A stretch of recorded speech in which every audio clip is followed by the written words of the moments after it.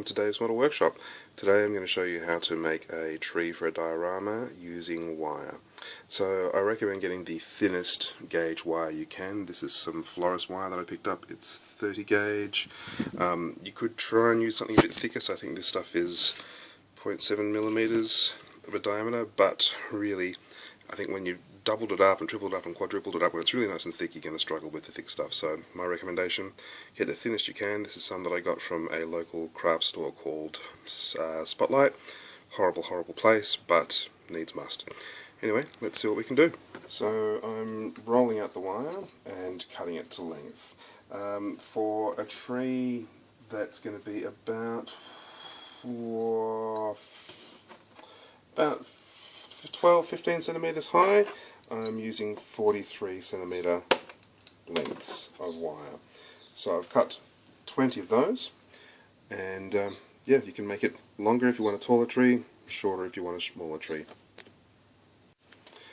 Obviously the more branches you need, the more wire you cut. So I've got my 20 strands of wire, and now I'm just going to fold them roughly in half and start twisting. You want to leave a bit of a loop at the bottom for your root structure, so that's probably about right enough for the loop for the roots, and just start twisting the trunk. That gives you an idea of how we're looking, and then it's simply a matter of splitting them in half and then forming your branches. And that's already looking pretty good in my book. For a trunk, we'll add texture and more gnarliness later on. But yeah, that's the very start, and it's just a matter of from here going on and splitting them again and again and again in half each time.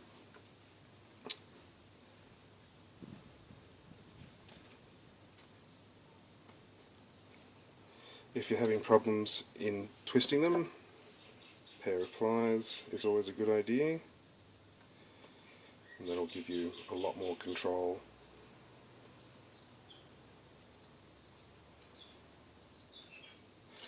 And then we'll split that in half again, so, like this, and keep twisting. So as I said, if you wanted more branches, use more bits of wire.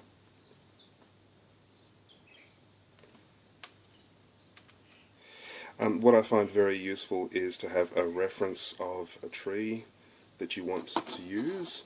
So at the moment I have got just a plain old Google image search there, and that's my rough template for what we're going to do today. So I'll keep going and come back in just a moment and show you how we're progressing. Here we are with the tree about half done. So you can see on the left hand side there I've done about half of it. Right hand side is how we started off, and it's all just splitting it in half, splitting it in half, splitting it in half. You'll notice at the end of these branches I've twisted them into loops. So here's one that's ready to become a loop. This one right here, see if we can get that in focus. So this one right here is ready to become a loop, and basically you just loop it back on itself and twist to give a little loop at the end of the branch. And the reason for that, for all of these loops, is that we will snip them with wire cutters, and that gives us our finial sort of end branches. Tricky, huh? Alright, so I'm going to keep on going. We'll see how we're looking very, very soon. So here's the tree with all the branches done. I've put it into a bit more of a realistic splay effect, a bit more of a pattern of a real tree. Did manage to spike myself with some wire, so stick to that warning. And now I think it's a good idea just to check it on the diorama and see how it's looking. So we've still got that big root ball at the bottom which we need to deal with, and that's exactly the same as how we just dealt with the tree. But yeah, looking at that, that feels about the right height next to my tank. So it's time to do the root ball. So exactly the same thing. I'm going to cut it in half down the bottom here, and then spread it in half again, exactly the same way as we've just done. So the base is partially done. I do find with the base perhaps not quite so perfectly half, half, half again, that's splitting off. Otherwise you'll basically just end up with two big roots coming out from the bottom. So you'll end up with two like that. So yeah, spread them out a bit more in a star shape, and then just keep on twisting. Okay, so finished tree. Our next step is a bit messy, which is why I put the paper back in. We need to paint the tree with some kind of latex paint. I've got this modelling paste, cleans up in water, and it's basically good for building up layers. So you wouldn't paint a figure with it, but for building up gloopy layers that we can then texture, perfect. So you can see the texture's starting to build up here, which is exactly what you want. You want to hide that wire effect, that wire look. And this stuff is perfect for that. So I'm glooping it on pretty thick. Yeah, what more is there to say? I might even speed this bit up just to spare you how dull this is, because really you get the idea, but you can see how it is covering up beautifully that wire texture where I've actually painted it on.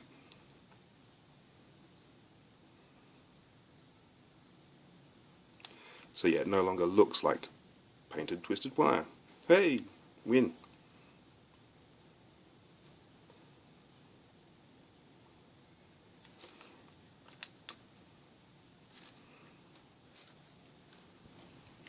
Just about to finish, so it's given me a really good texture. I'm tremendously happy with this. All I would suggest is go through and just look for extra gloopy bits where it's sort of unnaturally gloopy, caught in, where tree branches break apart. You don't want it to look like it has been glooped on, you want it to look like organic tree bark. But yeah, I'm pretty happy with this. It's looking good. See, there's a big gloop right there that you wouldn't really want to leave on. And this stuff, because it's relatively flexible, it won't crack off your tree and protects the wires so you can't have it unravel. And the main bonus is that it looks more like a tree trunk and less like twisted wire. So that's pretty much done. We'll leave that to dry. So here is the tree after a couple of layers of paint. Now, if you wanted to, if you were going for big foliage and you wanted a big bushy summer or spring tree, you could do a little bit of highlighting and get some spray glue or some white PVA glue, get the tops and all the ends of the branches glued up, and then dip it into something like this.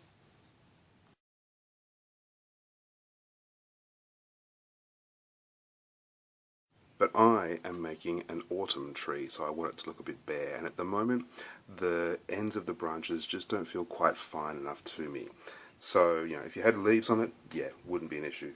But for me, I have got some very, very fine wire, much narrower gauge than what I've been using. I cut this off the top of a bottle of Scotch whiskey, because that's the kind of modeller I am. One of these from Dimple.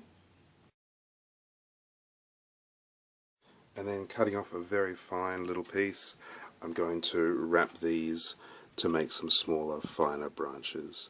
So really it's just a matter of twisting them around one of your existing branches until they stick on, and so that it looks realistic.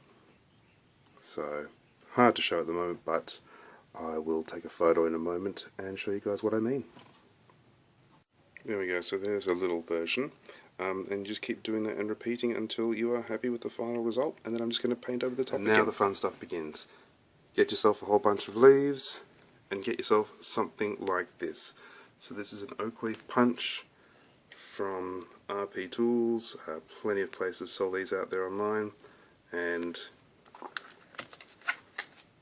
it's a little hole punch with these on the base. My daughter is going to help out today. Go for it, punch us out some leaves. Okay,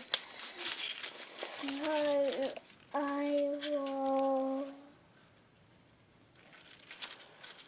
I need some help, Daddy. Okay, let me put this down, and then we'll do it together. I can paint it. Yep, go for it. Oops. There's one leaf in the bottom there. It's a little bit easier than this normally. But yeah, we'll do some leaves and show them to you very, very soon. to give you a sense of how easy this is and how quick it is. Quick leaf. Just slide it in there.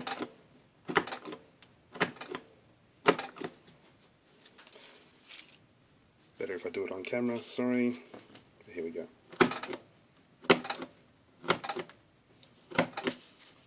We now have a pile of 1/35th scale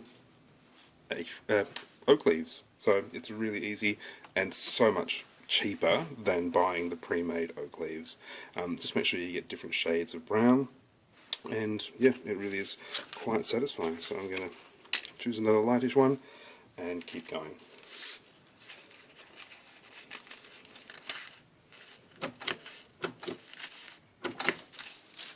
Look at that, it's just great and so quick. So I have here my piles of leaves, different colours.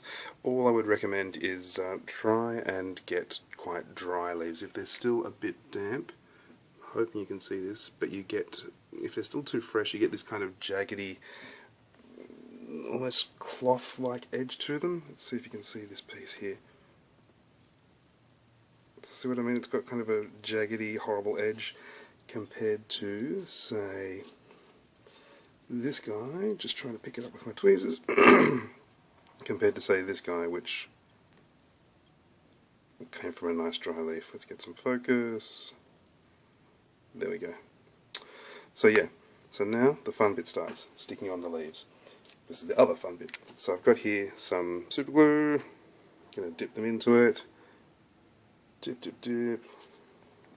Let's get it in focus. And really just sticking them on wherever feels appropriate.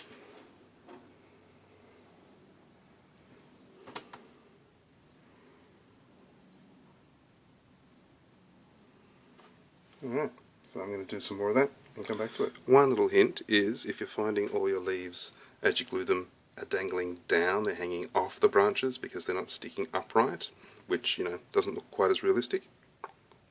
How do we start getting them hanging upright? You suspend the tree upside down. So here, I've just got it hanging off my work lamp, and as I stick them on, the leaves dangle down, you turn it around the right way up, and they're going to be sticking up into the sky.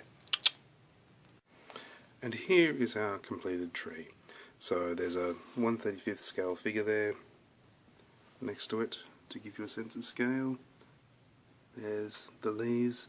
Obviously, once you're done here, it's a matter of putting it into your plaster groundwork.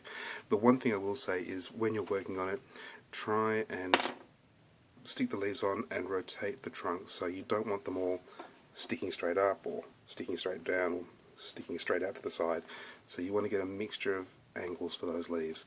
The easiest way I found was just to do something like this and hang it wherever I could, use those roots as a way to hang it. So you can do something like that, and then, you know, stick a few on, wait for those to dry, then move the position again. One other thing I found useful was just sort of leveraging it a little bit, like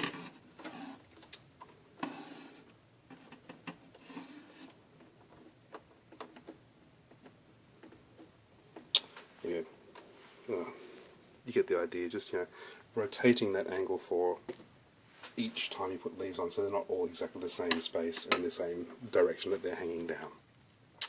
So look, that's it. Like I said, the next step will be to plop it into some plaster and sort of bury those roots halfway so that they're not sticking perfectly up from the ground. Plenty of, you know, groundwork around the bottom of it. Also, if you're doing an autumn scene like this, you would also want to have plenty and plenty of leaves on the ground, lots of dead leaves that have fallen down beneath it, which will be my next step. So look, I hope this has been useful. I hope you found it helpful. Do feel free to ask any questions at all you may have, and yeah, please feel free to visit my blog. It's davesmodelworkshop.com. Until next time, see you later, guys.